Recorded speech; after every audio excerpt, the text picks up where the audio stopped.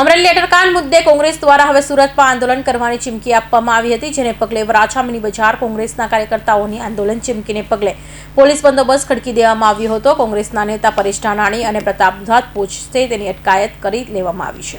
સૌરાષ્ટ્રના અમરેલીમાં ભાજપની આંતરિક જૂથબંધીઓ ભોગ બનેલી પાટીદાર યુવતીના મુદ્દે સુરત સહિત ગુજરાતમાં પડઘા પડી રહ્યા છે, ત્યારે આજે રોજ વડોદરાના વરાછા વિસ્તારમાં ધરણા કાર્યક્રમનું આયોજન કરવામાં આવ્યું છે।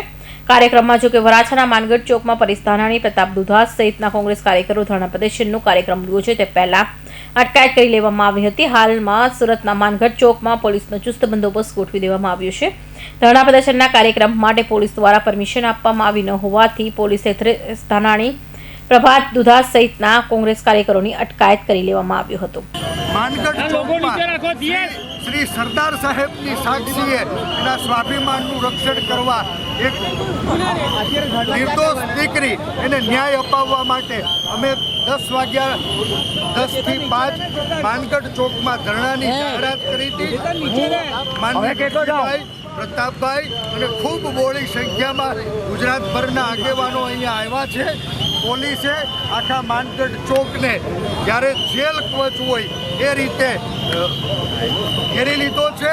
એમ છતાં અમે સરદાર સાહેબના ચરણોમાં માનગઢ ચોકના પાદરમાં વંદન કરીને વિનંતી કરી છે, હે સરદાર, તમારું સ્વાભિમાનના રક્ષણ કાજે આ ગુજરાતની એક દીકરી એના ન્યાય માટે અમે આ ધરણાને શરૂ કરી રહ્યા છીએ।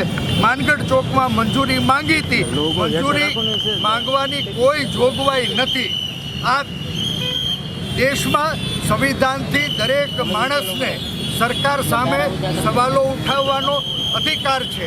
આંદોલનથી તો આઝાદી મળી હતી, આજ આઝાદ ભારતમાં આંદોલન ઉપર પ્રતિબંધ કોણ અને શું કામ મૂકી રહ્યું છે, શું છુપાવવા માંગી રહ્યું છે, સવાલ છે। ત્યારે અમે સરદારની સાક્ષીએ અહીંયા જ બેસી અને ધરણા શરૂ કરીએ છીએ।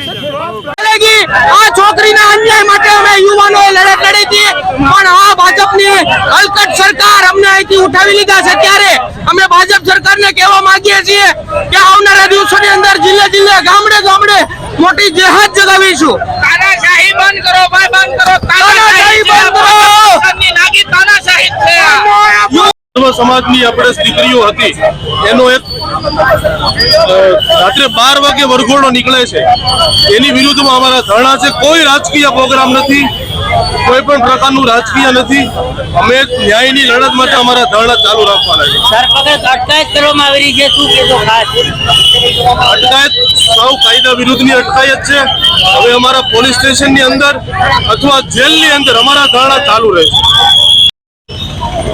વરાછા મિની બજાર ખાતે કોંગ્રેસ દ્વારા જે કાર્યક્રમ બાબતે પરમિશન માંગવામાં આવેલ હતી અને તે કાયદો અને વ્યવસ્થાના કારણોસર આપવામાં આવેલ નથી, તેમ છતાં તેઓ અહીં આવતા અને પ્રોગ્રામ કરવા પ્રયત્ન કરતા તેઓને ડિટેન કરવામાં આવેલ છે અને હાલ પણ બંદોબસ્ત ચાલુ છે, કાર્યવાહી ચાલુ છે।